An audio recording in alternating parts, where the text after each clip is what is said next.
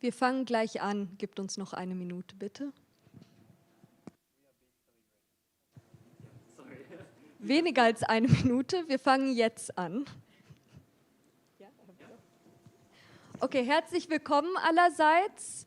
Ich freue mich sehr, heute euch alle hier als Gäste willkommen zu heißen und unsere Redner zu der Veranstaltung 50 Jahre Partnerschaftsabkommen zwischen der israelischen Histadrut und dem Deutschen Gewerkschaftsbund DGB. Zuallererst, wir haben Übersetzungstechnik hinten. There's translation equipment in the back.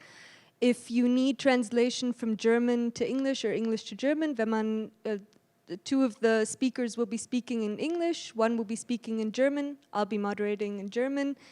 2 Redner werden auf Englisch sprechen, einer auf Deutsch. Deswegen, wenn man Übersetzungstechnik braucht, bitte nach hinten gehen. Da ist Kanal Nummer 1 für Deutsch zu Englisch und Channel 2 is from English to German, but the colleagues and comrades in the back can explain that as well. Okay, so without further ado, werde ich jetzt wieder auf Deutsch sprechen. 50 Jahre Partnerschaftsabkommen zwischen der israelischen Histadrut und dem Deutschen Gewerkschaftsbund DGB. Überall auf der Welt sehen wir, wie sich Widerstand unter Arbeiterinnen und auch in Gewerkschaften regt bezüglich des andauernden Genozids in Gaza. In Italien, in Griechenland, in Spanien, in Frankreich, in England, in den USA blockieren Arbeiterinnen Waffenlieferungen nach Israel und stimmen auch für Resolutionen innerhalb der Gewerkschaften, alle Waffengeschäfte auszusetzen. In Deutschland sieht es aber anders aus. In Deutschland haben wir solche Arbeiterkämpfe bis jetzt nicht erlebt, obwohl 60% der Bevölkerung in Deutschland für ein Boykott ist bezüglich des Staates Israels und sogar 80% der Bevölkerung in Deutschland sagt, dass sie gegen das militärische Vorgehen Israels in Gaza sind. Also es gibt durchaus eine Mehrheit in der deutschen Bevölkerung, die gegen den Genozid stimmt, aber die Gewerkschaften und besonders der DGB, da sieht es etwas anders aus. Und da wollen wir heute darüber reden, unter anderem auch über die Komplizenschaft des DGBs und der deutschen Gewerkschaftsbürokratie bezüglich des Genozids und auch des Siedlerkolonialismus in Palästina. 50 Jahre Partnerschaftsabkommen wird dieses Jahr gefeiert oder wurde schon gefeiert seitens des DGBs und der Histadrut, der israelischen Gewerkschaft. Diese 50 Jahre Partnerschaft bedeutet auch 50 Jahre Unterstützung vom zionistischen Kolonialprojekt. Und das bedeutet ganz aktuell auch die Komplizenschaft im andauernden Genozid derzeitig in Gaza. Darüber wollen wir heute sprechen und wir haben die große Ehre, dass wir 3 Expertinnen zu diesem Thema heute bei uns sitzen haben. Zuallererst haben wir Claudio Feliciani von der Gruppe Stop Arming Israel Berlin und Gewerkschafterinnen für Gaza. Und er wird uns genau diese Sachen nochmal im Detail erklären bezüglich der Komplizenschaft zwischen der DGB und Histadrut. Und er wird uns auch in die Geschichte der Histadrut nochmal etwas einleiten. Aber da gehen wir dann schon rüber zu unserem zweiten Panelisten, Sai Englert. Er ist Sozial- und Politikwissenschaftler und gibt uns einen allumfassenden Überblick über über Histadrut als solches und deren Rolle im zionistischen Projekt und bei der Vertreibung der Palästinenserinnen und dem Siedlerkolonialismus im besetzten Palästina. Und last but not least haben wir auch Lina Dalashe. Sie ist unabhängige Historikerin aus Haifa und sie wird uns hier auch per Zoom zugeschaltet sein. Es ist eine große Ehre, sie dabei zu haben. Sie wird uns eine palästinensische Perspektive darlegen, was Klassenkampf unter Siedlerkolonialismus bedeutet und auch einen Überblick über die Geschichte der palästinensischen Arbeiterinnenbewegung von der Mandatszeit bis heute. Alles in unter 15 Minuten. Nach dem Panel um 19 Uhr gibt es dann auch für Interessierte ein offenes Vernetzungstreffen, wo über die internationalistische Gewerkschaftsarbeit gegen Krieg und Aufrüstung als auch Genozid gesprochen werden kann. Da sind auch alle herzlich eingeladen, daran teilzunehmen. Davor aber gibt es dann, nachdem die Panelisten jeweils ihren Input gegeben haben, auch die Möglichkeit natürlich für Diskussionsbeiträge und auch Fragen. Deswegen würde ich gerne als allererstes mit Claudio anfangen. Es ist uns eine große Ehre. Bitte, Claudio, the floor is yours. Danke.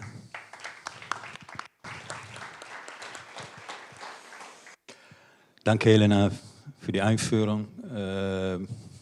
Gut, dass wir da sind und wir zusammen versuchen jetzt zu reflektieren in diese Zeiten. Und ich fange an mit unserer Vorstellung. So, wir als Kampagne Stop Arming Israel, wir sind eigentlich ein Sprachrohr für den Aufruf der palästinensischen Gewerkschaften, PGFTU, Gaza und Workers in Palestine. Die erste Aufruf Oktober 23. Und eine neue findet hier auch in die letzten Tage einen sehr dringenden Appell, Aufruf in diese letzte, in der neuen Zustände der Zerstörung und Genozid in Gaza. Wir arbeiten auch seit mehr als einem Jahr mit Gewerkschafterinnen für Gaza zusammen.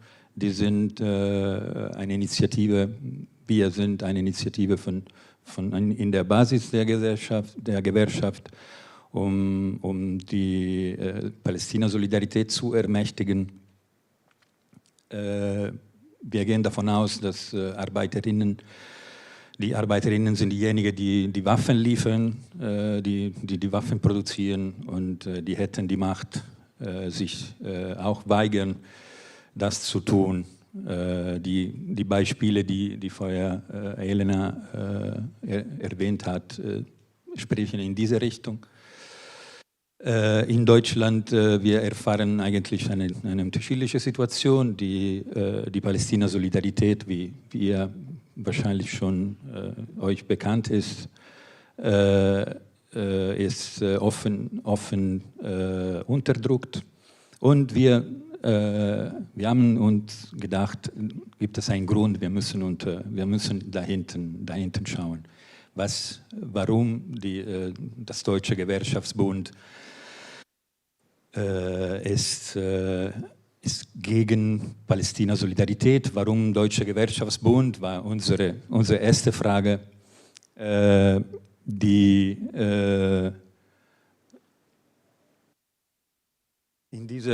in diesem Flyer gestellt haben, dass wir am 1. Mai-Demo verteilt haben. Damals 1,5 Jahre der DGB hatte nur am 8. Oktober 23 eine Solidaritätserklärung mit den Opfern in Israel, der Aufstand Gazas, und in 1,5 Jahren Genozid kein Wort für die Zerstörung, für den Tod von palästinensischen Arbeiterinnen gewidmet. Deswegen haben wir diese Mitteilung, diese Flyer verteilt, und ist eigentlich sehr interessant, was auch danach passiert ist. So, wir haben erstmal einen Grund erwähnt, warum die DGB. Die DGB eigentlich hat eine Partnerschaft seit seiner Gründung mit der Dachverband der Gewerkschaften, sogenannte Dachverband der Gewerkschaften Israels, Histadrut. Und diese intensive Beziehung auch seit der Gründung ist auch mit Austauschprogrammen, mit diplomatischen Beziehungen sehr intensiv. Aber die Basis der Gewerkschaft weiß nicht, und die meisten in Deutschland, wenn man sagt, weißt du, was Histadrut ist? Sie mussten Nein sagen. Dann haben wir gedacht, es ist besonders wichtig, Aufklärung über dieses Thema. Eigentlich Histadrut haben wir haben wir erstmal angefangen, ist als Pseudo-Gewerkschaft, ist de facto eine Agentur der Kolonisierung. Trieb seit der 20er Jahre die ethnische Segregation der Arbeiterklasse voran in Palästina und war in der Vertreibung 1948 involviert. Aus Histadrut ist die Haganah entstanden und danach auch die IDF. Histadrut war auch bei der Gründung der Israeli Militärindustriekomplex, weil es geht nicht um eine Gewerkschaft, sondern ein Arbeitsgeber, die hat eigentlich eine ganze korporativistische Struktur aufgebaut, wo die Arbeiter und die Industrie betreiben dieselbe Interesse. Und wir kommen später auch an dieses Thema Sozialpartnerschaft und der eigentlich der Eingliederung der Arbeiterklasse in der Interesse der herrschenden Klasse und der Industrie. Also wir kommen an diese 50 Jahre Partnerschaft. Das ist sehr interessant zu analysieren diese Broschüre der Hans-Böckler-Stiftung. Ich empfehle euch, sehr, sehr schnell, es muss nicht in 100 Seiten, aber die Tropen, die in diese Broschüre man findet, sind sehr, sehr emblematisch über die deutsche Geschichtserzählung.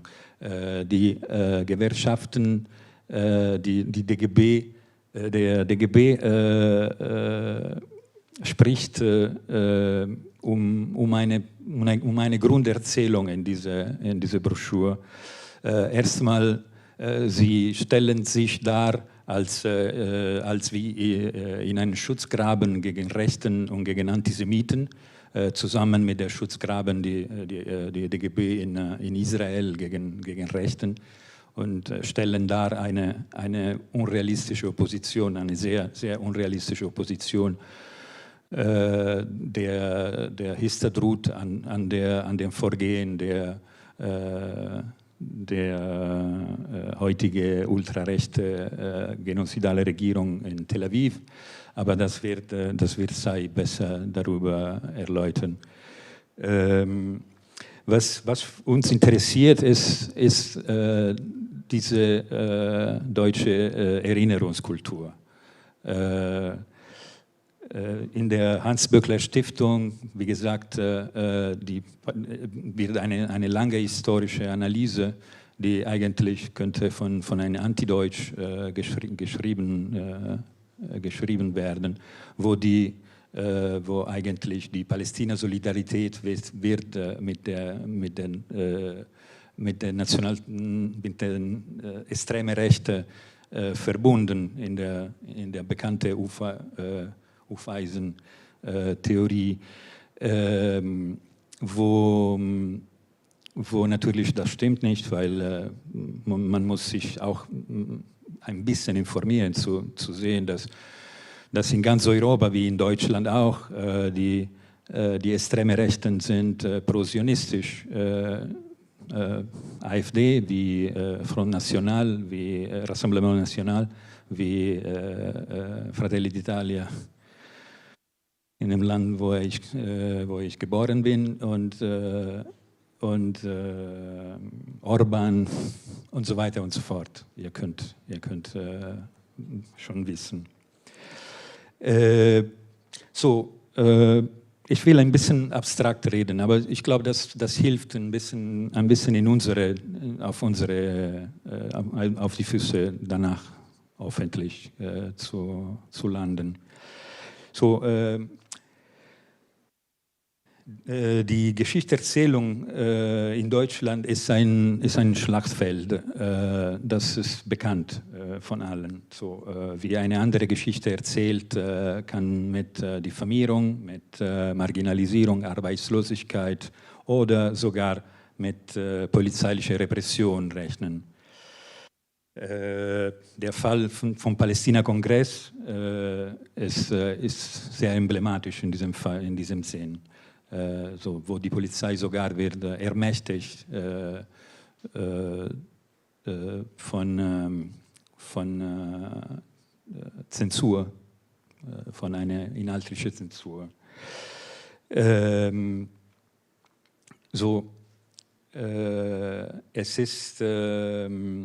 Es ist dann eigentlich diese Erinnerungskultur, hat im Kern eine Grunderzählung, so dass Deutschland hat sich Entnazifizierung durch die bedingungslose Unterstützung an dem Zionismus. Und natürlich, das bringt uns die Notwendigkeit, uns mit der Geschichte zu engagieren. Und mindestens Engagement mit der Geschichte bringt zu andere Herausfindungen. So die deutsche, diese deutsche-Israeli-Beziehungen schon in Adenauer Zeit sind eigentlich in diesen Tauschhandel geschehen. In Adenauer Zeit, die Entnazifizierung würde mit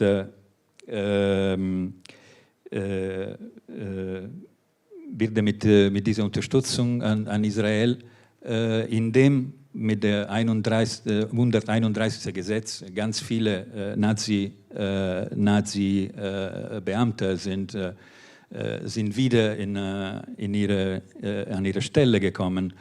Hans Klopke ist der emblematische, eigentlich einer der Verfasser der Nürnberger Rassengesetze.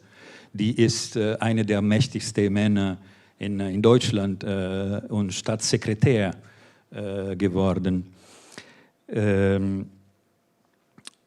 Natürlich, das ohne zu reden über militärische Industriekomplex, Rheinmetall, Krupp, Siemens, sie sind immer da und die haben eigentlich den Krieg nie verloren. Aber im Bereich Arbeitsrecht, die Figur von Hans Klopke verspiegelt sich in eine andere Figur, der heißt Hans-Karl Nipperdey. Hans-Karl Nipperdey ist ein Richter gewesen und auch der Präsident der Bundesarbeitsgericht in Nachkriegszeit. Er war einer der Nazi-Gesetzgeber im Bereich Arbeitsrecht. Und dann, wir kommen an den Punkt, die Nazi-Gesetzgebung im Bereich Arbeitsrecht ist nie in Frage gestellt worden und bleibt noch in Kraft. Das heißt, die Entpolitisierung der Arbeiterklasse und das vermeintliche oder tatsächliche Verbot von politischen Streik und sogar gibt es historische Fälle, sogar die Ersatzpflicht von Schaden, der Pflicht von Schadenersatz von Gewerkschaften, die rechtswidrige Streike aufrufen.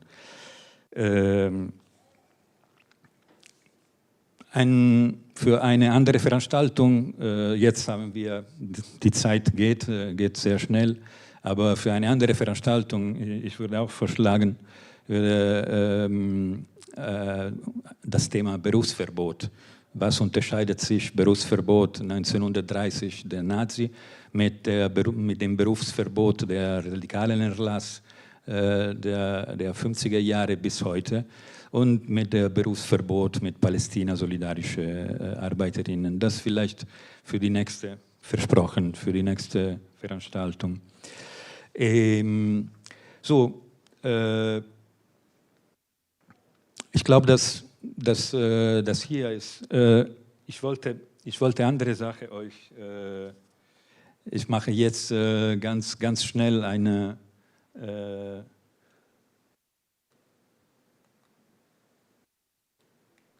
vielleicht kommt. Ja,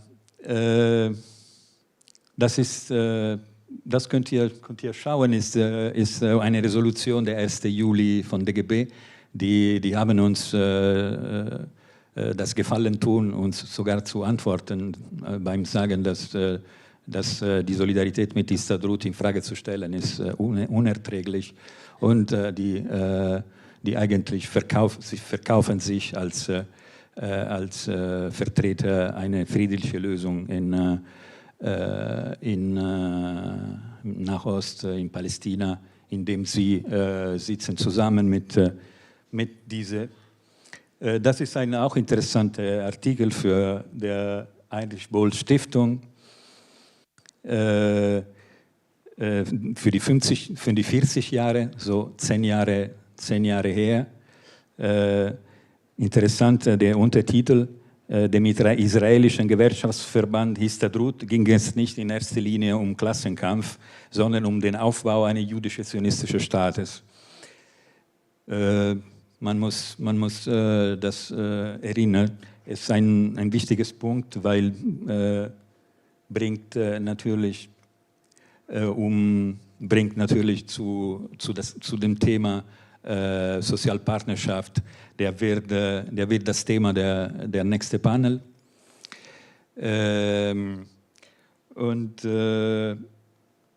Und hier kommt, wer ist Histadrut, wer ist der Partner von DGB. Hier sieht man ganz deutlich der Vorsitzende von Histadrut, der in Dezember 23 hat sich fotografieren lassen beim Unterschreiben Bomben, die danach nach Gaza geschickt worden sind.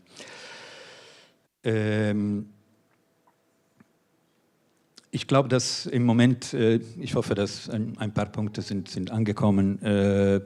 Wie gesagt, wenn wir wollen später auch in der Debatte, werden wir auch über dieses Thema diskutieren, so wie diese, im Moment, ich lasse euch mit diesem Punkt, dass diese prosionistische Haltung ist nicht nur eine geopolitische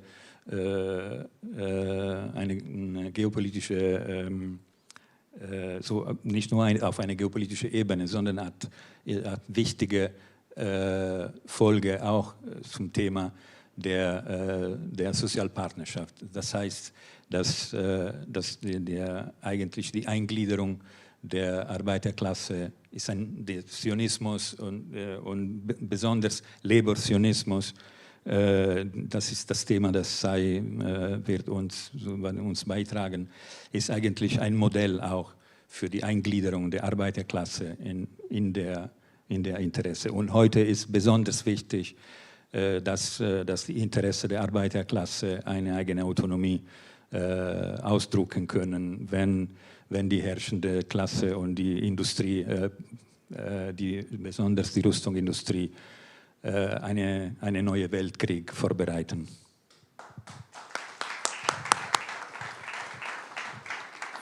Vielen herzlichen Dank, Claudio. Wir würden dann weitergehen zu Sai.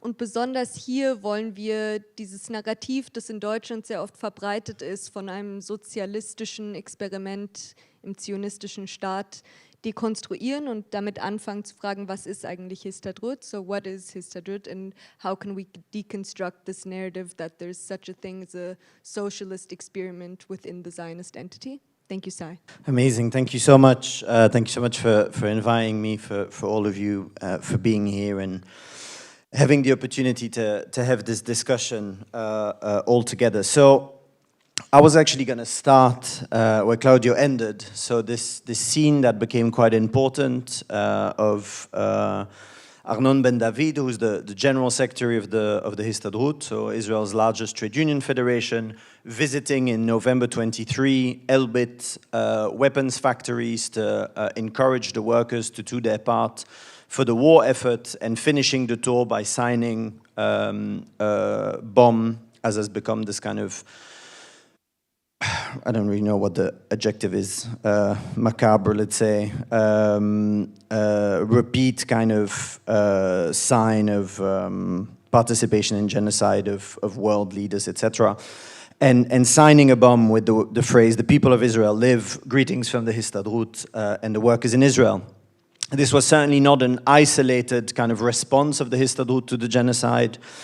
In the civil service, it was 15 days after the beginning of the assault that the head of the Histadrut Civil Servants Union, Ofir Al-Kalai, passed a motion. So it's the Histadrut passed a motion calling on the government to immediately terminate the employment and permanently remove from the civil service any state employee who made statements against the state in wartime. So the union was calling on not only sacking, but permanently removing from the civil servants any workers, which obviously would be largely Palestinians, making statements against the state in wartime. And to sort of crown the early effort, in January 2024, Ben David proudly announced that the Histadrut had come to an agreement with the government about the creation of a 2 billion shekel fund that was to go to IDF reservists, so to help with their kind of financial hardship, and a fund that would be financed by levying monthly direct deductions from all workers in Israel. So, I mean, sort of layer upon layer of reactionary politics. Now, on the one hand, you know, not to sort of over-exceptionalize Israel, I think we can imagine versions of this, of many of our trade unions, in terms of understanding their role in moments of wartime as sort of participating in the kind of national yada, yada, yada. We all know of trade union leaders who are certainly defending the armaments industry and seeing it as a kind of central way both to kind of boost growth and increase employment, often well-paid employment, etc. So on the one hand, you could say that there's perhaps a question of scale and intensity rather than a fundamental kind of difference in terms of the Histadrut. It's more shocking and in your face because it happens in the middle of a genocide, but there's certainly a continuity in terms of reactionary trade union politics. And what I want to do in the time that I have is to try to think about what labor Zionism is and what role the Histadrut plays in it. And I'm going to do that largely historically, because I was asked to speak about 120 years of history in 15 minutes, and I can't. But ask me lots of questions wherever I stop in my timeline. Ask me lots of questions about what happens afterwards, and I'll be happy to fill in. But so the first thing I think to say is that settler colonies in general are from probably their inception, but certainly from the late 19th century onwards, the site of extremely tense internal social struggles between settler classes over the nature of the settler colony and its organization. And the Zionist movement is no different. So the early Zionists are largely bourgeois, often German-speaking, highly assimilated Jews in Europe, who see in the expansion of, or the creation of a settler colony in the Middle East, their ability to be integrated in the European family of nations. So why the large amount of the Jewish working classes of Europe either move to North America largely, or are drawn into the kind of battalions of the working class in its multitude of organizations, both in Western, Central, and Eastern Europe, increasing kind of sections of the Jewish bourgeoisie look either at assimilation or at the creation of the state. And this also meant that the way in which they thought about their colonial experiment was one that was informed by other colonial experiments in that way. And I know today there's lots of debates about whether or not Zionism can be discussed as colonialism. Not a concern early Zionists had. They understood their project as colonial, they discussed it as colonial, and they looked at other colonies to kind of learn the lessons. And so Herzl was a big fan, for example, of Cecil Rhodes and the example of colonization in Southern Africa. He writes to Rhodes asking for his support and says, you know, you will understand Zionism because it is a thing colonial. And, you know, as Rhodes is kind of developing settler colonies in Southern Africa, he hopes that he will support the Zionist project and get the Brits on side. In the Jewish state, he models his early idea of what he calls at the time the Jewish Company, which becomes the Jewish Colonial Trust in the early 20th century, and then the Anglo-Palestine Bank, and is today Bank Leumit, one of the largest banks in Israel, the National Bank, is developed on the model of the Transvaal Society of Cecil Rhodes, for example, right? So Herzl is firmly looking at South Africa.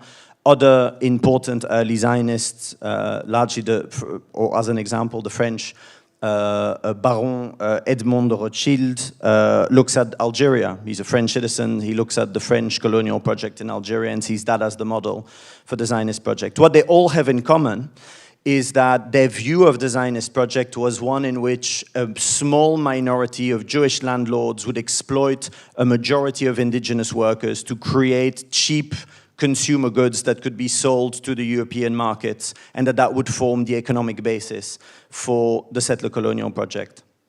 There's a whole number of things to say about that I don't have the time to do now, but one thing is that wasn't very appealing to Jews in Europe for two reasons. On the one hand, the bourgeois wing of the Zionist movement, including the people I've just mentioned, liked the idea of the generation of a Jewish state that would allow their integration into the European family of nations.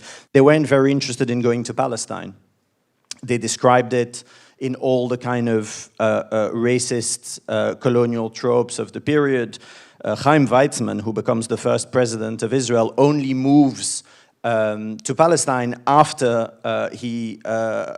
after the creation of the state, at the moment at which he has to become president. And he writes in a lot of detail about how much he hates going there, that he misses the high culture of Europe, etc. So the bourgeois Zionists that form its backbone aren't very interested in going. The people that are interested in going are not large landlords. They tend to be the kind of lower middle classes of Eastern European Jews, often the kind of Jews actually that the Zionist leadership wrote about with quite a lot of disdain as the kind of Yiddish-speaking backward Jews of Eastern Europe.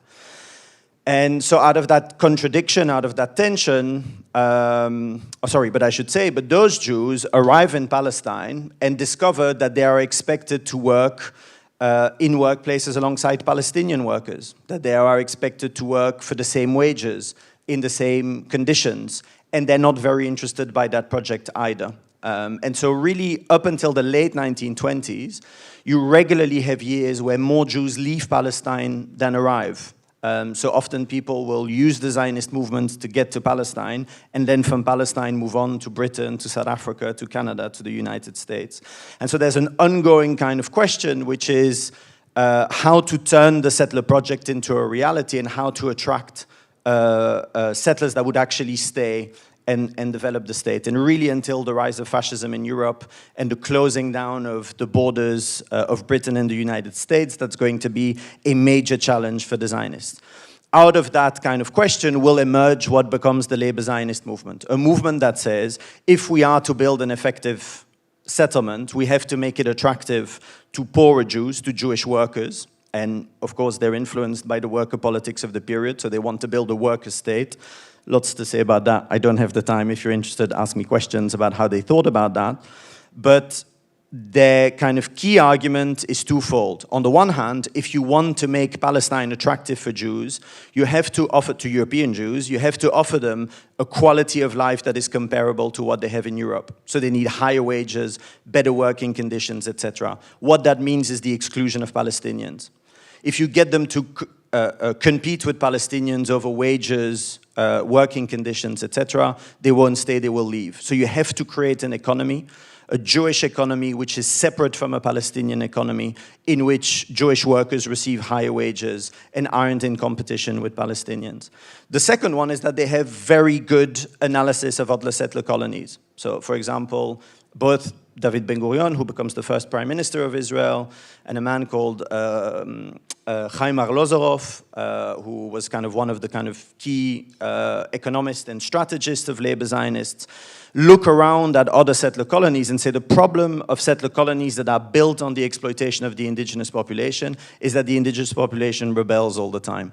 Nobody accepts to be colonized, they rebel. And if you build your economy based on the exploitation of indigenous people, they're able to use their power as workers to shut down the settler economy, and you enter into a whole world of trouble. And if you think about the history of the 20th century, that's an extremely insightful analysis of settler colonies of exploitation. Across the African continent, every single one of those colonies collapsed under the ability of mass labor movements to shut down the settler economy. And so the labor Zionists make two arguments. One, if we want to attract Jewish workers, I'm doing appallingly for time, so I'm not getting past 1948. But that's where the important stuff is. So on the one hand, if you want an economy in which Jewish workers will stay, you need an economy that is separate from Palestinians. Obviously, you could have thought about organizing Palestinians alongside Jewish workers, but that was never on the cards in any kind of serious way. And secondly, if you want to build a successful settler project, you have to do away with the Palestinians, because otherwise they will rebel.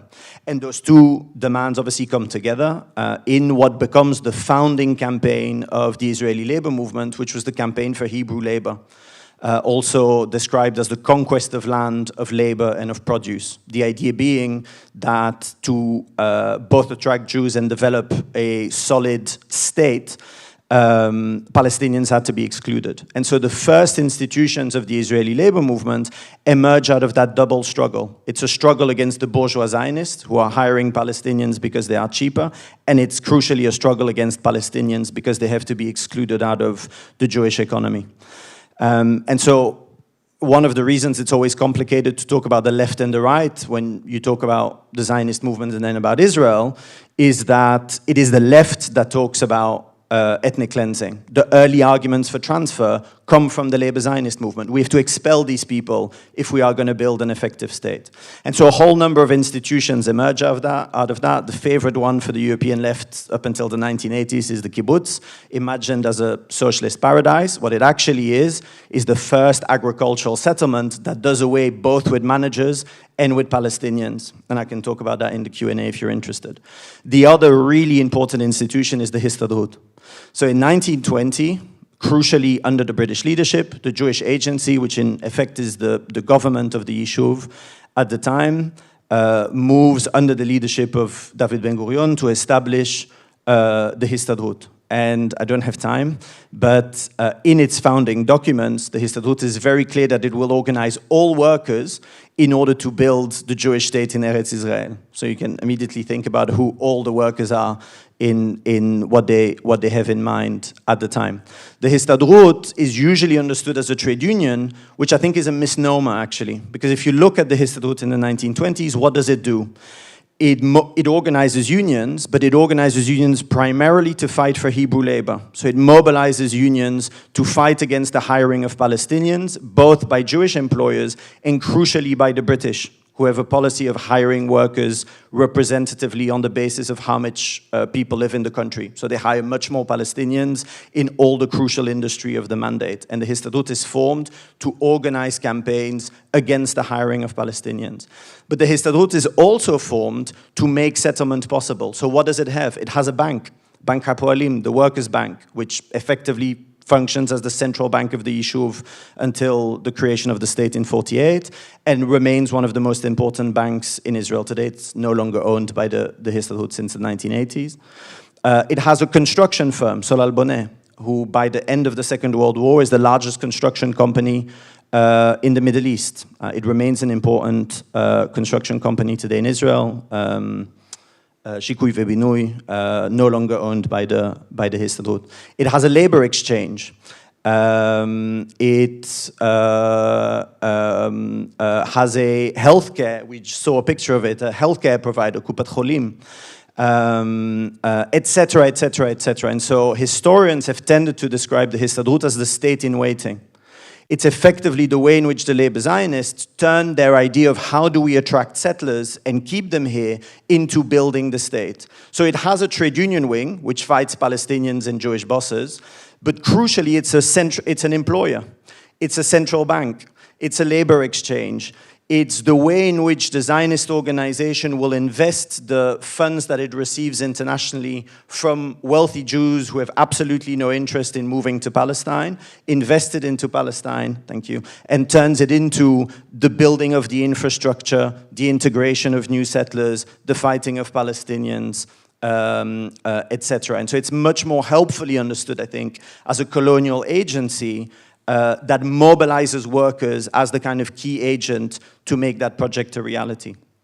That is not going to stop with the creation of the state, and really up until the 1990s, the Histadrut is going to play an absolutely central role in the development of the Israeli economy, but also in the control of Palestinians. So Palestinian citizens are put under military rule after 1948 until 1966 in a very similar framework as what Palestinians in the occupied territories are today. The Histadrut sits on the committee that runs the military control over Palestinian citizens and is crucially involved in the giving or taking away of labor permits, which allows Palestinians to move around in that period.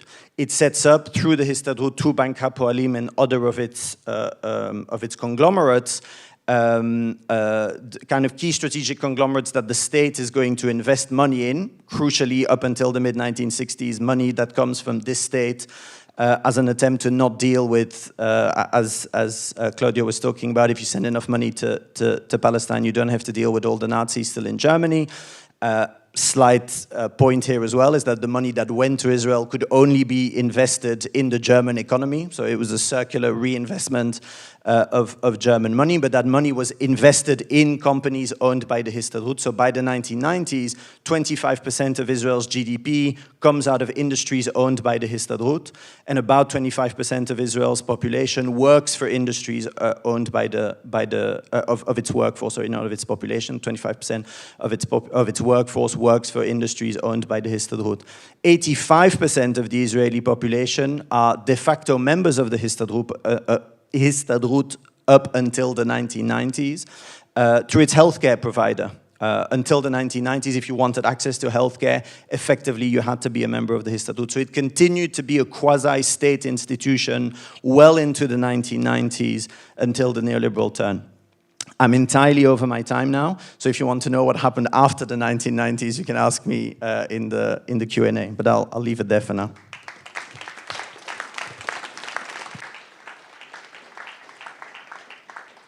Thank you so much, Sai. Wir haben jetzt auch die große Ehre, dass wir Lina bei uns haben, die einen Überblick über die palästinensische Arbeiterbewegung geben wird. We're very honored to also have you with us, Lina, to talk about the history of the Palestinian workers' movement. The floor is yours. Thank you. Probably should unmute. Can you hear me? Yes. Yeah? Yes. Okay. All right. Thank you for having me. It's actually really good that Sai spoke before me because he gave some of the frameworks and the background of what I want to talk about. But I want to start by highlighting that we need to understand the rise of the Palestinian labor mobilization within the framework of growing Palestinian proletarialization that unfolded during the Mandate period in the context of a contested separate economies within competing national communities in which the British colonial policies were central. Throughout this period, Palestinians experienced immense economic, social, and political changes. The Palestinian Arab economy remained largely agricultural, even though producers increasingly turned to more commercial forms of agriculture. Still, already by the 1930s, a significant number of Palestinians were participated in paid urban labor for Arab enterprises in the mandate structures and in the Jewish sector. A large portion of these laborers included thousands of peasants that had been uprooted from their lands that was dispossessed by the Zionist movement. This nascent movement, working class suffered under Zionist policies, as Sai mentioned, that sought to replace Arab workers with Jewish workers, often tacitly approved by the colonial administration, but it still kept growing until 1948. The labor movement also developed as the Palestinian labor movement as the Palestinian labor market expanded. And starting from the 1920s, there had been a labor movement that gained increasing importance and militancies in the 1930s until 1936. But like most aspects of Palestinian life, it was derailed during the anti-colonial and anti-Zionist Arab revolt that lasted between 1936 and 1939, in which the British repression and internal conflicts, Palestinian society was devastated.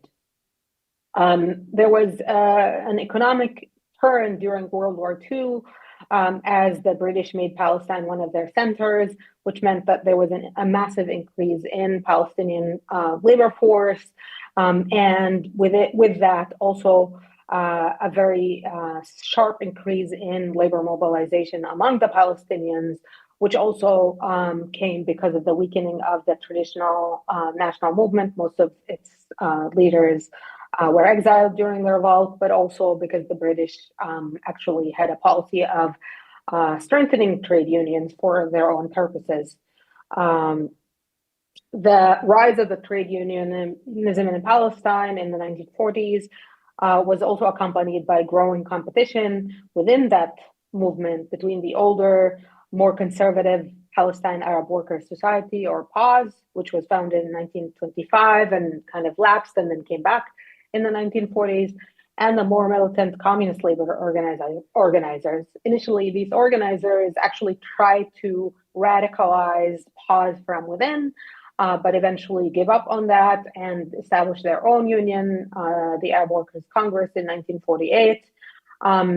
That labor movement, that union, unlike the Histadrut, is actually an anti-colonial labor movement that has very similar to other anti-colonial labor movements, actually combines shop floor struggles with national anti-colonial and anti-Zionist ideology, in which the workers' interests, as they define them, included Palestinian nationalism.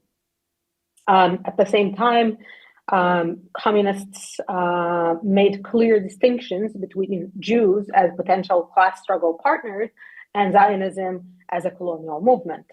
The labor movement grew significantly, and I argue it actually was able to shape and influence the Palestinian discourse, but it also remained marginalized by the elite-centered Palestinian national movement. I don't know how much people know about the Nakba, and I'm happy to talk about it. The Nakba is what the Palestinians called the 1948 war and devastation of their society, as 750,000 Palestinians were displaced, and Israel was established on 78% of historic Palestine. It was a devastating chapter in Palestinian history, in which basically, since then, Palestinians have lived in three distinct structural constraints in Israel, in the West Bank and Gaza Strip, and as refugees in the Arab countries.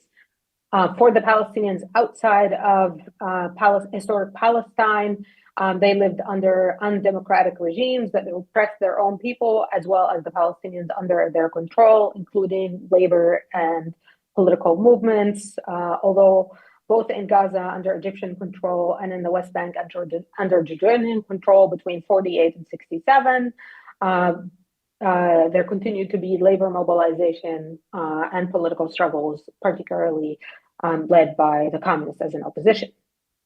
Inside Israel, as Sai mentioned, Israel imposed a military regime on the Palestinians. Even though it gave them formal citizenship, Israel continued to be a settler colonial state.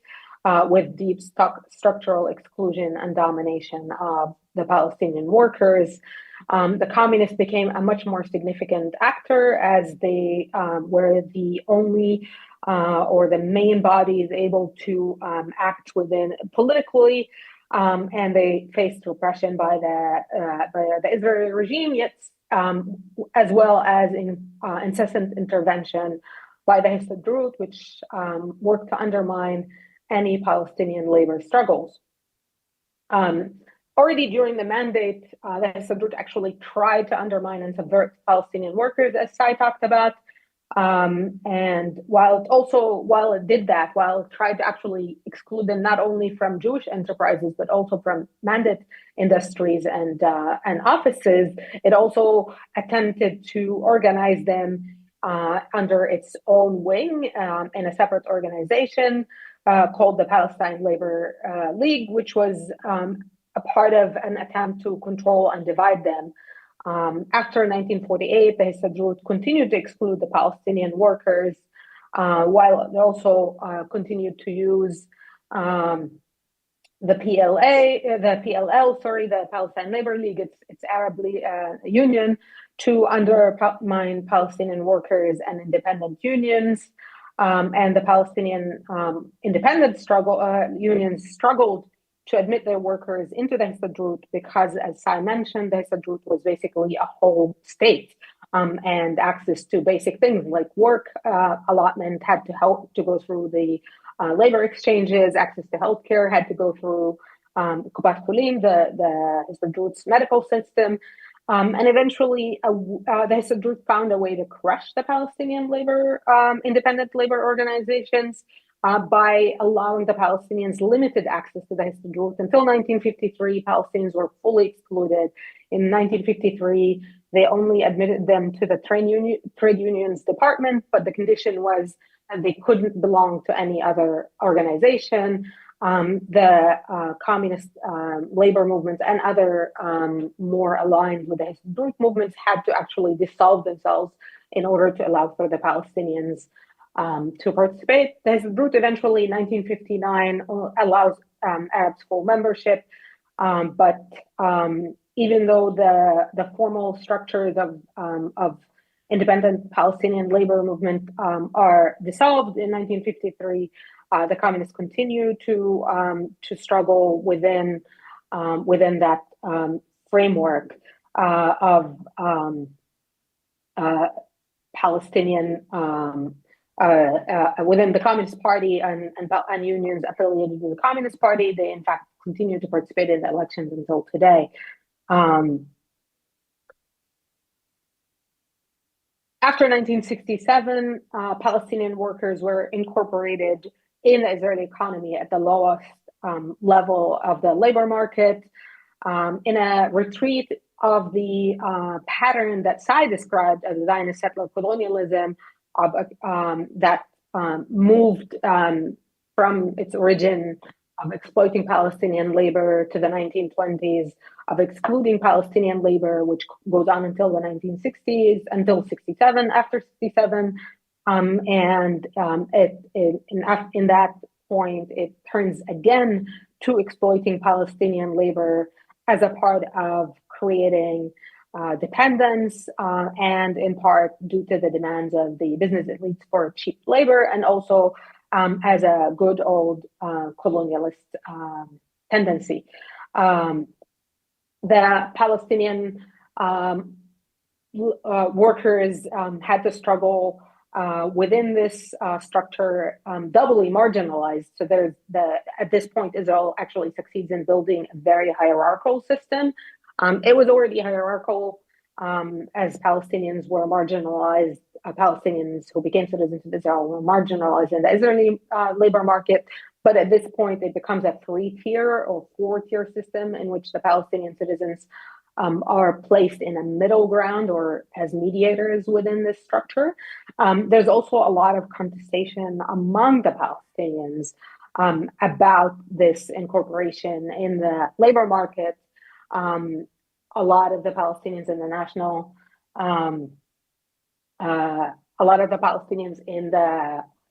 national movement objected and resisted the work of Palestinian workers in the Israeli market,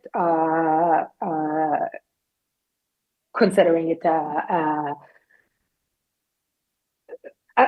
something that supports the Israeli economy, and a betrayal or an abandonment of Palestinian agriculture, etc.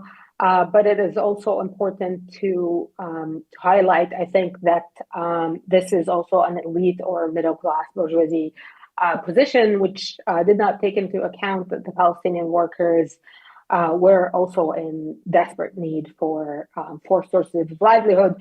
So there was a developing clash among the Palestinians that is actually class-based about this work, while the Palestinian labor had to also continue to contend with a dominant Israeli market, with a Histadrut that, of course, continued to control the Palestinian workers, whether citizens of Israel or Palestinians from the occupied territories, who are wholly excluded from the Histadrut and its protection, but who are also subjected to its policies because, as I mentioned again, the Histadrut until the 1990s continued to dominate the Israeli market and economy. With the constraints of the very strict military government that Israel now imposed on the Palestinians in the occupied territories in the West Bank and the Gaza Strip, there was still an increase, a revitalization of the Palestinian labor movement, again, within the context of a national struggle that is able to, during the 1970s and 80s, to actually build a very significant political mobilization, labor along with the labor mobilization, and is actually also able to build a significant social network that eventually ends up laying the ground for the first Intifada that started in 1987, and is creates the networks that make it possible. And that movement is able to actually mobilize a very strong mass resistance to the Israeli occupation during the first Intifada, which also included mass strikes that were adhered to by the Palestinian workers, boycott of Israeli products and industries, civil disobedience. And that, I think, was successful because of the strength of the Palestinian labor movement. That actually was a part of the dynamic that in the Oslo years, in the the end of the first Intifada and the post-Oslo years, Israel went back to the older pattern of Zionism, of excluding the Palestinian workers with increasing closures, and working on replacing Palestinian workers with foreign workers in order to provide Israel with cheap labor that it continuously wants to consume. So I want to finish by highlighting that Palestinian labor struggle throughout this period continued to be interwoven with the Palestinian nationalist struggle with tensions and reinforcements within them. Sorry, headphones just died. The Histadrut was Zionist origin regarding the Palestinians, even though it radically changed within Israel. Thank you.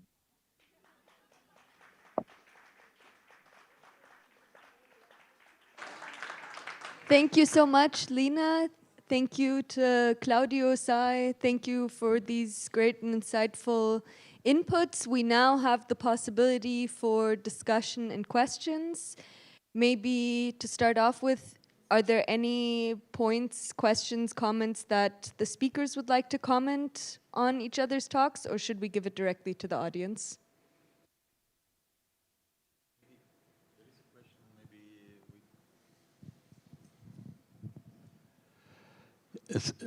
Maybe a question to both, if, what they want to add to this topic.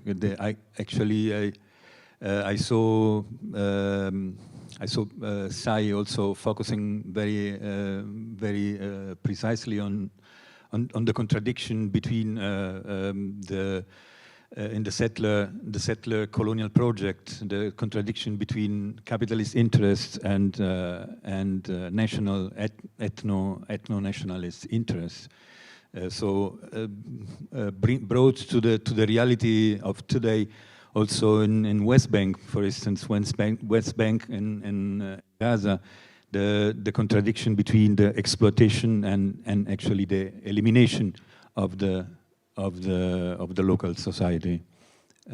Maybe 2 words about that would complete the frame. Okay, great. Thank you, Claudio. Ich habe gerade gemerkt, ich bin einfach auf Englisch geswitcht. Man kann Fragen auf Englisch oder auch auf Deutsch stellen, würden es dann ein bisschen gemischt machen.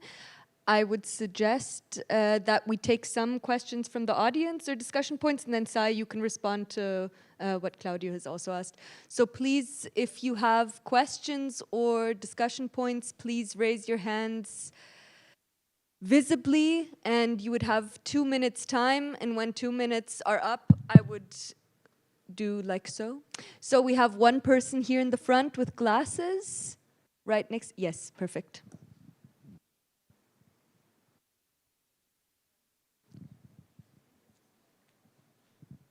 Ich glaube, jetzt geht's. Okay. Also ich fand das sehr spannend, dass ihr auf die Klassenfrage auch so ein bisschen eingegangen seid. Und also ich bin Maren, ich bin von der SOL, Sozialistische Organisation, und auch Mitglied im Komitee für eine Arbeiterinnen-Internationale.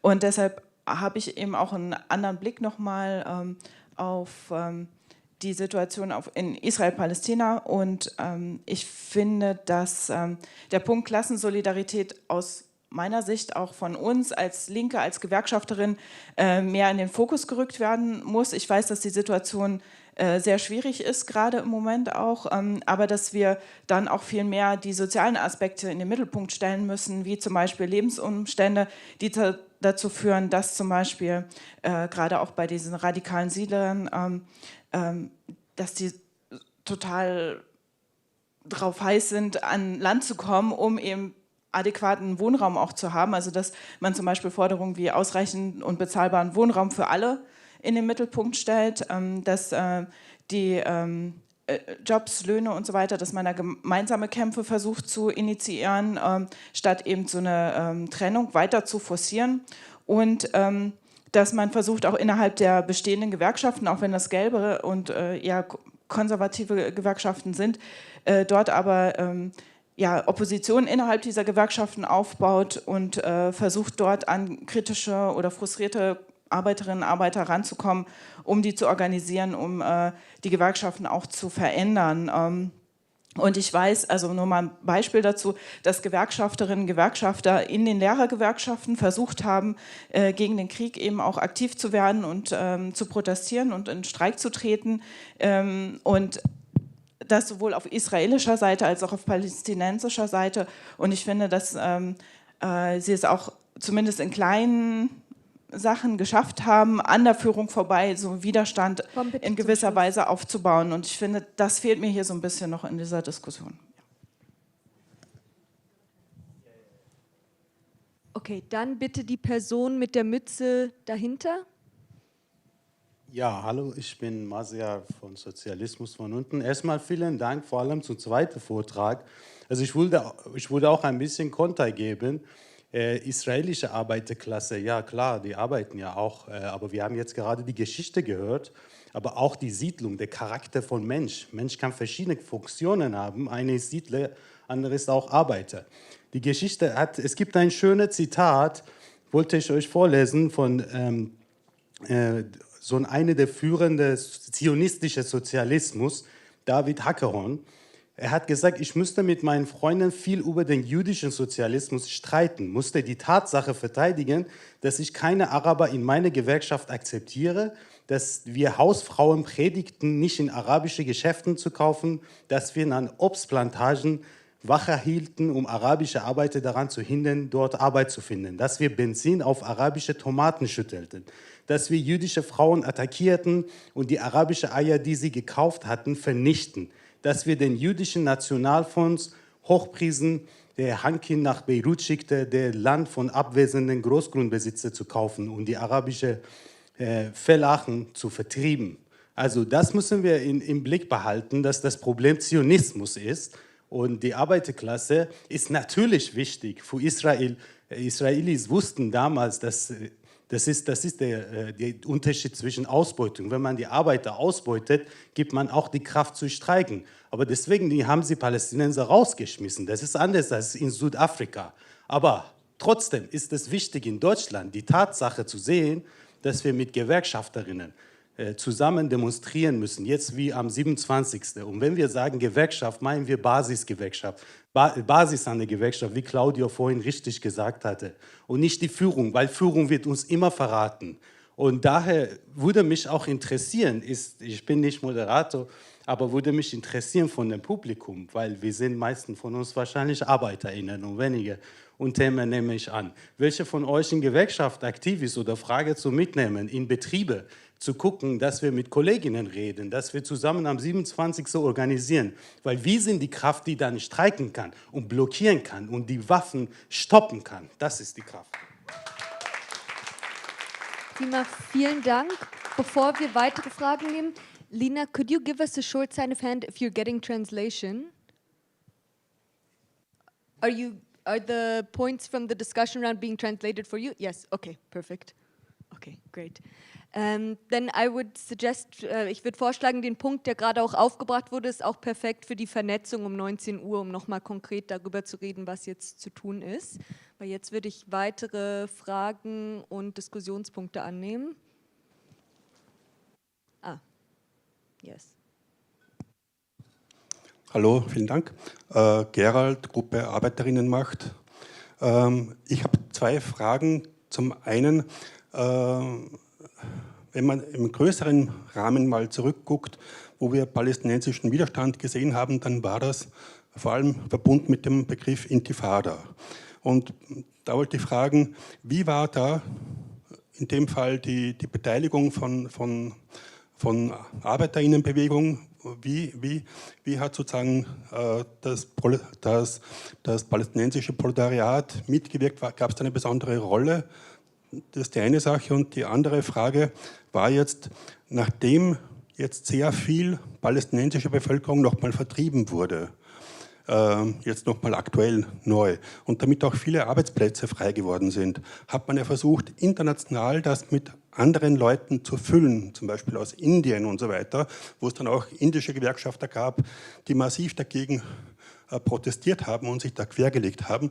Und da wollte ich fragen, wie sieht es da aktuell aus? Wie wird versucht, die Lücke, die die palästinensische Arbeiterinnenschaft hinterlassen hat, zu füllen? Das ist ja wahrscheinlich ein riesiger Bereich.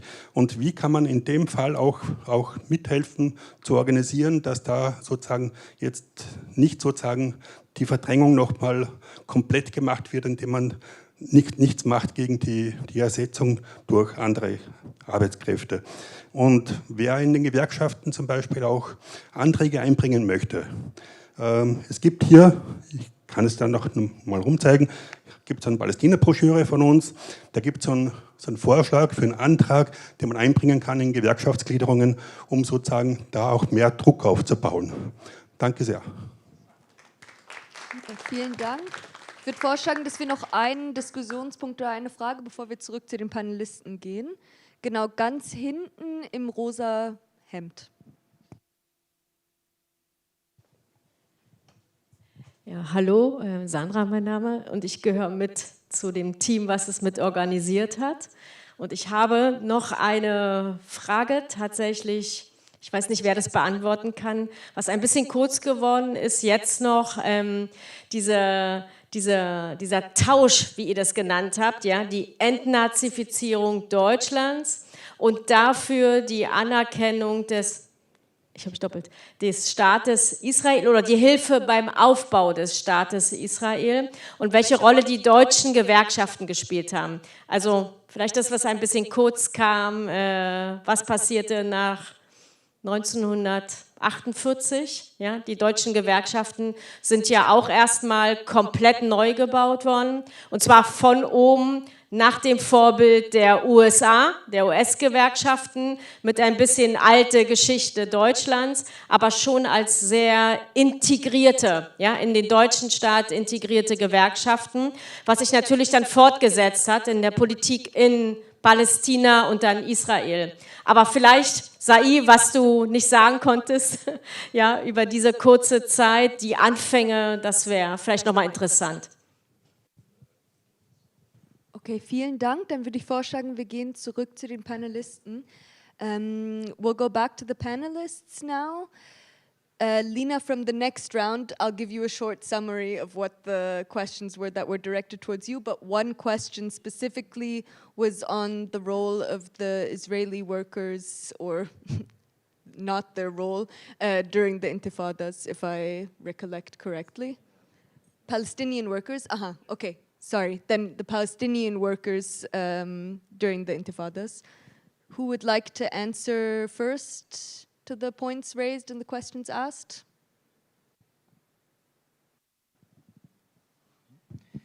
Okay, I mean, look, let me start with the question about like class solidarity should be brought forward. I mean, I think we can all agree that it would be good. But, I mean, I think almost everybody who contributed talked from the perspective of different socialist organizations, so allow me to follow that for a moment, is that we're supposed to be materialists, right? And historical materialists, ideally. And so I think we have to engage with the fact and try to make sense of it, that that demand or that hope for class-based alliances between settler and indigenous people has not taken place over the last 150 years. It hasn't taken place in Palestine, and in fact it hasn't taken place across the settler colonial world. There are very small minorities of settlers who did. They should be celebrated and recognized, and they did almost always because they were attached to a form of politics that saw a way out of capitalism. Revolutionary syndicalists in southern Africa and in the United States, actually. The IWW, as far as I know, is the only trade union in North America who takes seriously the question of trying to organize indigenous workers and talk about decolonization. Communists, certainly early on, including the Palestine Communist Party for a brief moment in its history. Different people who thought generally about how you could get out of capitalism and therefore how you needed to get out of the colonial relationship as well. Otherwise, settler workers didn't. Not only that, they were repeatedly at the forefront of increasing the elimination and the dispossession of indigenous workers. I talked about the campaign for Hebrew labor in Palestine. The campaign that led to apartheid in South Africa is a campaign that is led by white workers, by the vast majority of the white labor movement, right? Famous strike in the 1920s, workers of the world unite and fight for a white South Africa. Again, who are the workers of the world? In Zambia, very similar kind of strikes in the copper mines. In Algeria, the Communist Party and the Social Democrats are in favor of crushing the FLN as hard as possible because it's only under the leadership of French workers that Algerians will be brought out of their backwardness. In Australia, the Labour Party is established by the trade unions on the basis of fighting for the campaign for a white Australia, etc., etc., etc. So at some point, I think we have to deal with reality. And we have to explain it. And that I think is crucial, is why does it keep happening? And because I think we're materialists, I think we have to deal with what settler colonialism is. Settler colonialism is a form of class collaboration in which workers, settler workers, are mobilized as the vanguard of the spreading of a particular form of accumulation of capital. Settler colonialism is a strategy of accumulation of capital that is based on a logic of class collaboration. And so when workers, settler workers fight, their bosses, they don't only fight them on the question of the redistribution of the surplus value generated by their labor power, they also fight them over the question of the redistribution of the colonial loot. So for example, you talked about fighting for equal housing. Sure, what does that mean? What does it mean in a country in which housing has been a central question of mass campaigns of dispossession? You talked about struggles for work, joint struggles for work, sure, but what does that mean in an economy like the Israeli economy, in which Israeli workers are guaranteed access to particular sectors out of which Palestinian workers are banned on the ground of security considerations, or joint industries like construction, in which Jewish workers have access to the kind of highly skilled or supervisory roles, while Palestinian and migrant workers die in much higher levels than in any other OECD country. So the question is that there are genuine different material realities. Why are settler workers, without a struggle to get out of capitalism, not prepared to fight alongside indigenous people for decolonization? Because their material life will get much worse.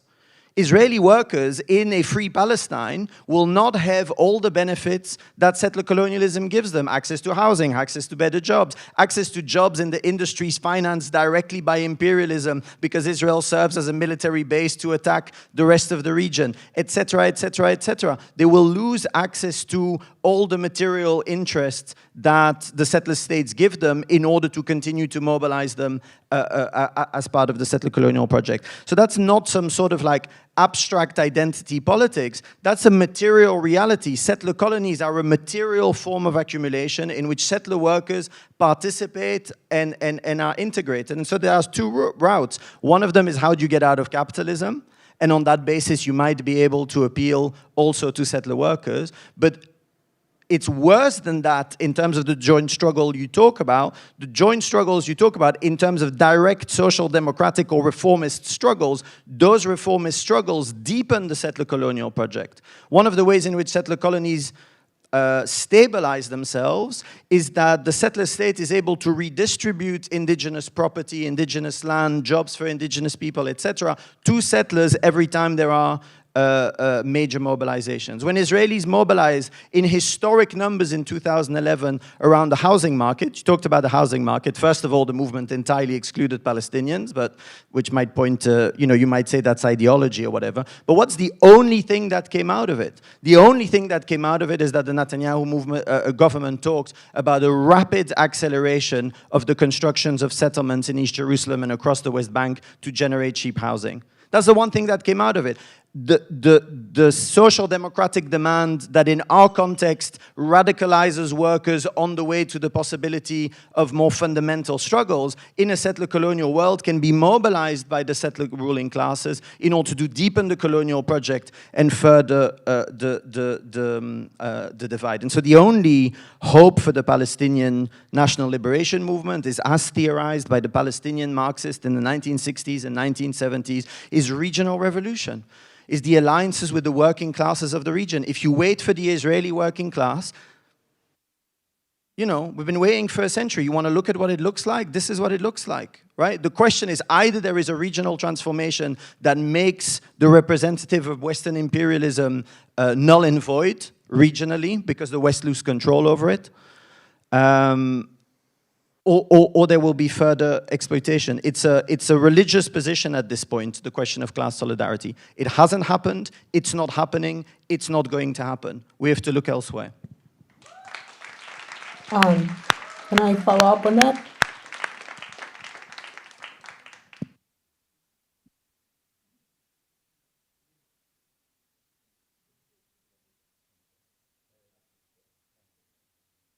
Maybe Lina, you want to add something about it? Yeah, I actually wanted to just add to this point is I think that Tayo offered a really solid analysis of the dynamics within the settler colonial structure. And, there was a moment of hope. The communists were trying to kind of evoke this idea of class solidarity over national solidarity, and there were kind of glimpses of that. But by and large, this is, as you said, this is not what it is, because settlers eventually have privileges within the settler colonial structure that dominate, and that eventually they benefit at the expense of the indigenous population. And people don't give up privilege easily. So I think if we want to talk about strategies of class solidarity, I think what we need to do is, in speaking to a German audience, is to think about the class solidarity that needs to happen between the German workers and the Palestinian workers in a way that actually forces the Israeli Jewish workers to give up their privilege in order to maintain some standard of living. And right now, it is actually much more urgent. It is about making it unworthwhile for the Israelis, working class and otherwise, to continue the genocide against Gaza. And that, I think, is the worker solidarity that we should be talking about at the moment, because the Israeli working class, and it is a decimated working class. I mean, there's now the Israeli society has been radically changed, and most of it, or at least a very significant segment of it, does not view itself as a working class and does not have class consciousness. But even those who are a part of it are actually full, by and large, are full partners in the persecution of Palestinian workers from the West Bank, and of course the complete annihilation and exclusion of Palestinian workers from the Gaza Strip, and also the oppression of the Palestinian workers who are citizens of Israel. So I think for me right now, the main axis of action has to be that the outside world has to force Israelis to stop their crimes, and I think the German working class has a very strong potential in that, both because Germany is a significant trade and weapon partner to Israel, and those are fields in which influence can be made, but also because Germany is a leading force in the EU, and it can actually change the dynamics so that the EU press for accountability in this topic.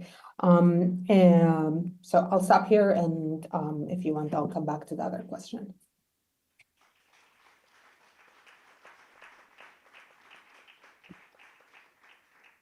So very much important the point that there is no solution to a problem which is coming from Europe and is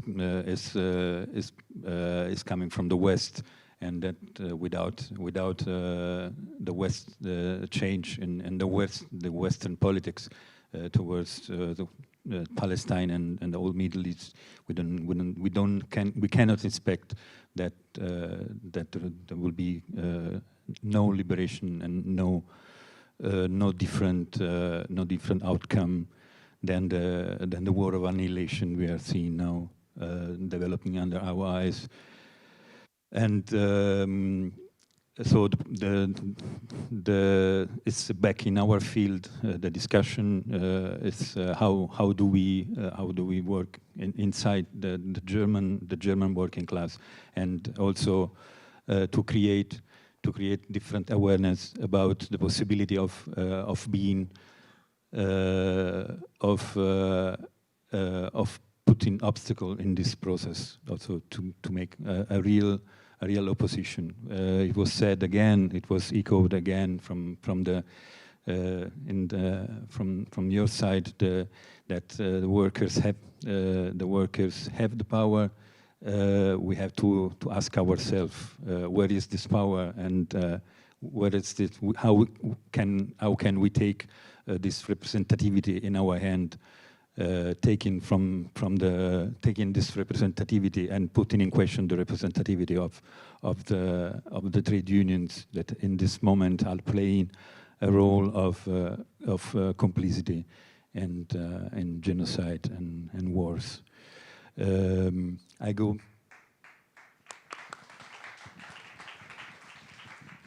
Thank you. Then I would take about 2 or 3 more discussion points, questions. The gentleman who's doing the translation in the back.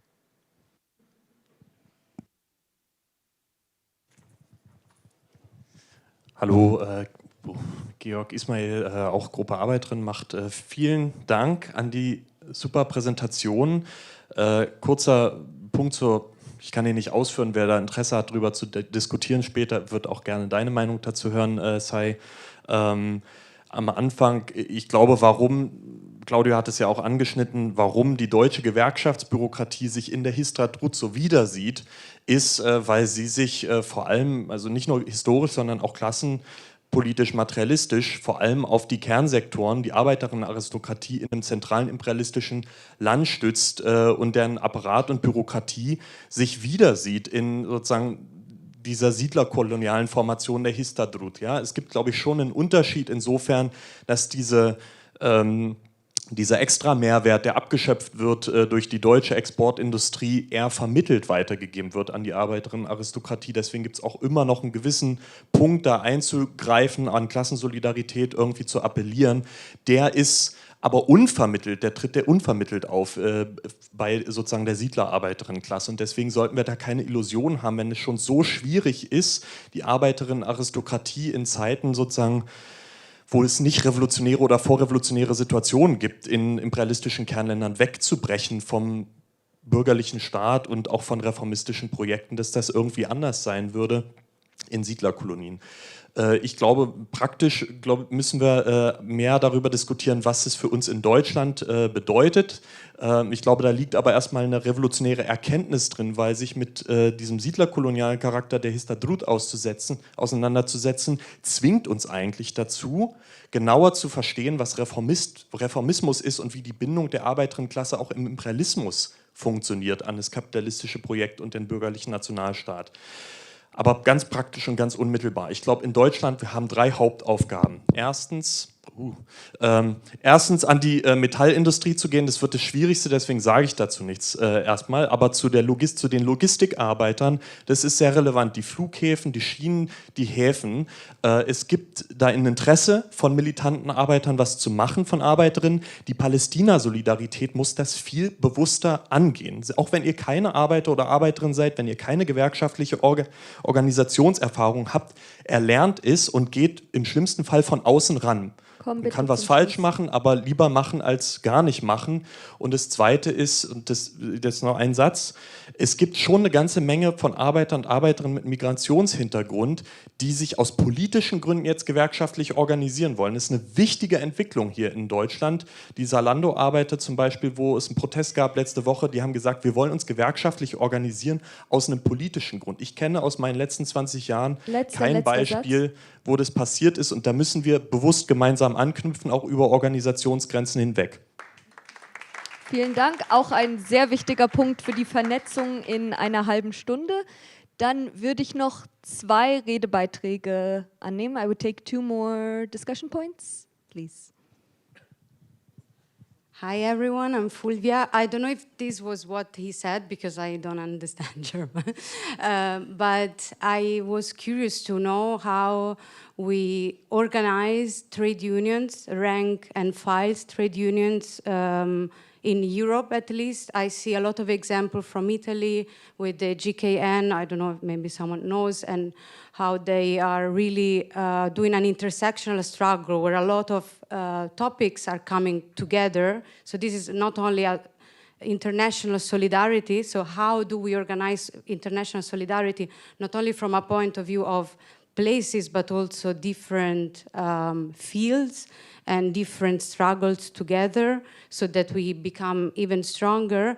And I don't know, I'm also curious to know if in Germany there are many like this, for example, Unione Sindacale di Base in Italy. I don't know if there are many in Germany that could organize together with the USB, CALP, Genoa. I mean, the dock workers in Genoa really gave a really great example.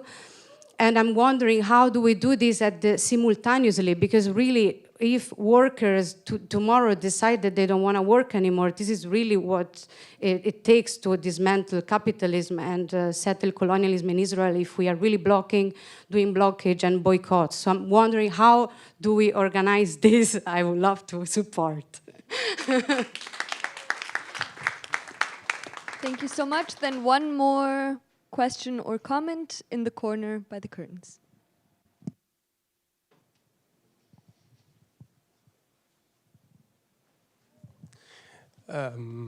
I have two questions to Sai.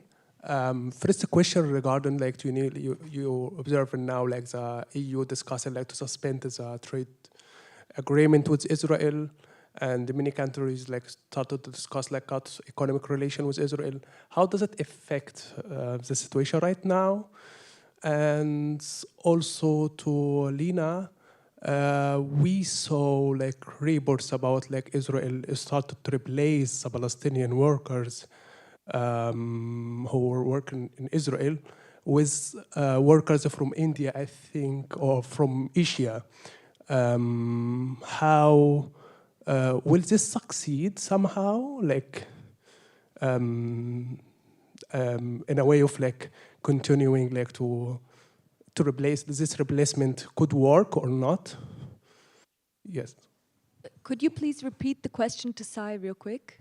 Yeah, as the first question regarding now, like we see the Western countries and even EU started to discuss to suspend the agreements, like the economic agreement with Israel. How this, could affect the situation right now? Great, thank you so much. Then thank you so much for all the discussion points and all the questions. Before I give the final words to the speakers, just a final reminder for those who might have come late. At 7 p.m., there is a networking meeting taking place, I'm guessing, in this room. Yes, in this room, on how to build internationalist workers' union work. And I'm guessing that meeting is in German, but there's probably translation as well. Also 19 Uhr findet hier ein Vernetzungstreffen statt zur internationalistischen Gewerkschaftsarbeit gegen den Genozid in Palästina. Dann vielleicht auch noch kurz von den Organisationen, die diese Veranstaltung auch organisiert haben. Ich denke, was jetzt aus der Diskussion auch rausgekommen ist, dass es notwendig ist, sich zu organisieren, sich zum einen gewerkschaftlich zu organisieren, aber auch politisch. Und da gibt es genügend Organisationen und Organisationsmöglichkeiten. Zum einen gibt es Gewerkschafterinnen für Gaza, es gibt das Gaza-Komitee, es gibt die Kampagne Stop Arming Israel, es gibt auch ganz unverblümt vom Internationalistischen Bündnis Berlin eine Kampagne gegen Waffenlieferungen und für ein Waffenembargo. Also es gibt genügend Möglichkeiten hier in Berlin, sich gegen den Genozid zu stellen und auch mit einem Fokus auf die Arbeiterinnenbewegung, die Notwendigkeit von internationalistischen Arbeit.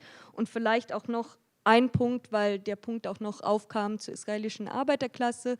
Es gibt ein Buch, das kann man sich kostenlos bei Haymarket auch runterladen, Palestine a Socialist Introduction von Sumaya Awad und Brian Bean, wo es auch ein Kapitel darum geht, zur israelischen Arbeiterklasse unter anderem. Also es gibt genügend Möglichkeiten, danach kann man auch gerne nochmal auf Claudio und Sai zukommen für weitere Literaturmöglichkeiten. So there's the necessity to get organized, and there's enough organizations in Berlin, the ones who are organizing this event, but also other campaigns specifically against weapons deliveries, and there are enough books and literature being produced also on the subject of the Israeli working class, and you can come up here afterwards and talk to Claudio and Sai.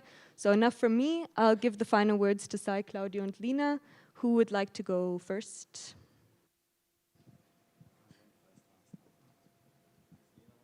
Lina, would you like to go first?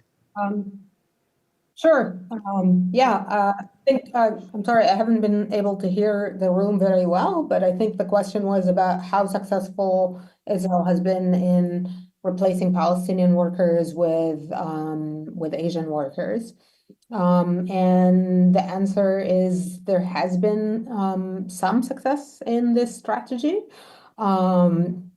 But the fact is, in the past 2 years, the Israeli construction field, for instance, which has been mostly dominated by Palestinian workers, has been severely undercut. They are now making new agreements with India. Usually, it used to be Chinese and Thai workers that were imported to Israel, and Filipino and Sri Lankans, the latter two for domestic work, and Thai workers for agricultural work, and Chinese workers for construction. But up until now, that has not been successful in filling the gap for Palestinian construction workers who have become very skilled in the fields of construction, even though they've been repeatedly marginalized and undermined by the Israeli bodies that are involved. And I recommend here the work of Nimrod Ben Ze'ev, who talks a lot about how the state, the Zionist organizations, and then the state has treated Palestinian workers. But the fact is that I think at this point, the Israeli policies or let's say that the messianic interests within Israel, the anti-Palestinian sentiments has actually overridden the economic, practical aspects. I was reading a couple of weeks ago an article, a very deep expose about the participation of the Israeli construction private companies in the destruction of Gaza, and it was mentioning that basically there's shortage in excavators and equipment, heavy equipment, and in construction materials because they're all being directed to destroy Gaza. And it seems to not have actually shocked and appalled Israelis. So unfortunately, this is not on the top of the priorities of Israelis right now. And they're making do with whatever workers can do. Even as, for instance, the agriculture in the South has been completely devastated by the shortage in Thai workers.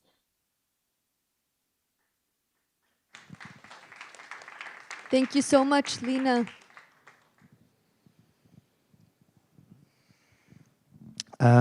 Yeah, thanks for those questions. I mean, first, let me add my vote to Lina and the people who spoke here about the fact that the central question here is how we mobilize our power in our workplaces. And these questions are obviously not disconnected, given that if we listen to the institutions of the Israeli labor movement, they'll tell us, not to follow the BDS demands or to ignore the Palestinian unions who have called on us to take action, etc. So, there is obviously a connection between them. But I just wanted to come back because I think the question about, the economic agreements with Israel and the question of what does it mean in our workplaces, I think are connected, which is I think we've been confronted with the fact that, I think maybe something we know theoretically, but I think we've been confronted with practically over the last 2 years, which is that the Palestine solidarity movement goes to the heart of our state's strategies for accumulation of capital on a global scale, right? And so that we're not involved in a movement that is making small or even large, but I don't want to say easily achievable, but we're not fighting for higher wages or a better pension, right? We are fighting for the way in which our states project their power on a global scale and how they reproduce Western power at a crucial crossroads of the world economy. And so that the amount of power that we are going to have to exert on our states to force them to break that policy in any significant way beyond the kind of theater of small policies that we're seeing for the moment is absolutely huge. And so I think, you know, starting with the fact that without mass mobilization in workplaces, that isn't going to happen, I think is important for the movement. Also, because I think we run a real risk of burning ourselves out by running after the immediate need to do something. And I think it's a real feeling. It's very difficult not to. But I am worried that the movement is sort of stuck in a round of call the next demo and the next demo and the next mobilization, etc. And I think what the moment has shown us is that that's not going to be the bullet. The bullet is going to be a direct mass mobilization of our economic power against our states if we are to get anywhere. So I think that's the first one. And obviously, you know, our Palestinian comrades made that demand immediately. So, you know, some level of, without, you know, entering into Maoist terrain, you know, autocritique or whatever might be, whatever, bad joke, I'll move on. But, you know, I think there is something to be said in the kind of old slogan that if solidarity is to be real, it has to connect our liberation to the liberation of the people that we extend solidarity to. And so the moment has not only shown us our inability to impose the demands of the Palestinian solidarity movement on our employers and our states, but also the extraordinary structural weaknesses of our labor movements, which again won't be a big surprise for anybody who's been involved in trade unions, but we have felt the extraordinary burn of that in terms of our weakness over the last 2 years. And so I think one of the things I think we don't do enough is to think about how the demands of the BDS movement, for example, and how to bring that in our workplaces are of course a question of solidarity, but they're also a question about how we rebuild the labor movements and our collective power here. Because what is BDS telling us? It is saying your states are, Palestinians are saying your states are our enemies too, your bosses are our enemies too. And what it demonstrates is our absolute lack of any form of democratic control in the world, in the workplace. We have no control over what we produce. We have no control over where our money is invested. For those of us who work in universities, like myself, we have no control on the agreements that our universities sign with other universities, where students' fees are invested, where our labor is being mobilized, etc., etc., etc. And what BDS is doing, I think, is it's giving us a tool to fight for one of the most radical demands of the labor movement, which is the democratization of the workplace. To refuse the idea that democracy happens once every 5 years somewhere in elections, but that it happens every single day in the workplace, and that all these kind of defeated and reactionary unions that tell us, you know, have a negotiation once a year on a slightly higher wage will not get us anywhere closer to a better world either here or in Palestine. And so that I think one of the ways in which we do it, and obviously it's a much longer discussion, is how do we make that argument to our our colleagues and other workers in the movement, that this is not just about saying, what are you doing for Palestinians, although of course it absolutely is, but it's also what are you doing for yourself? You are not actually strengthening your position. The question of wrestling decision-making power out of the hands of the bosses has been a key demand of the labor movement for the last 150 years. And for the last 40 years, we've been so defeated that we haven't even thought about it. It seems almost silly, but the last 2 years have shown the extraordinary consequences of having failed to bring that argument to the fore, not only in terms of Palestine, but also in terms of how our own societies are organized and how our bosses and governments act. And so I think we have to do a much better job of bringing these things together and saying that greater control over production here is greater solidarity abroad.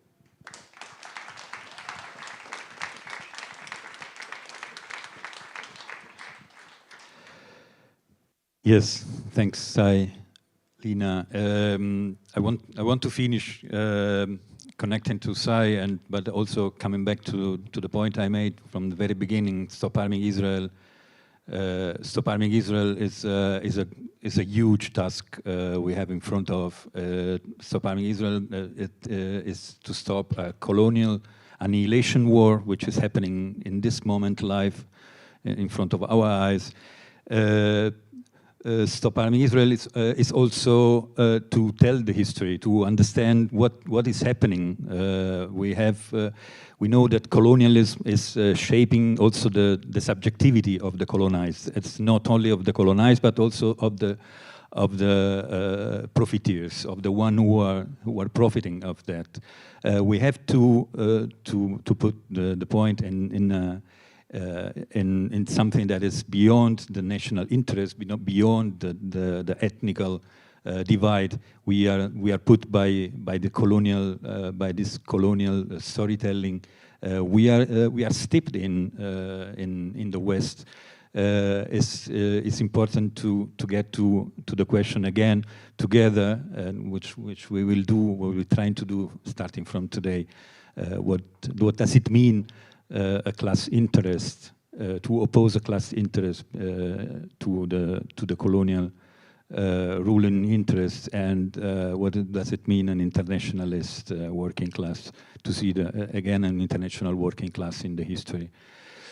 Thanks to all, and stay strong.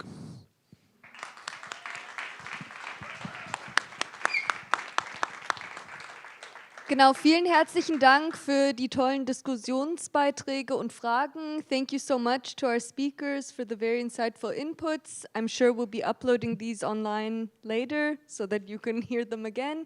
Please stick around. At 7 p.m. in this room is the networking meetings on how we can strategize, organize, and mobilize. And now we have about 15 minutes break. Thank you. Thank you.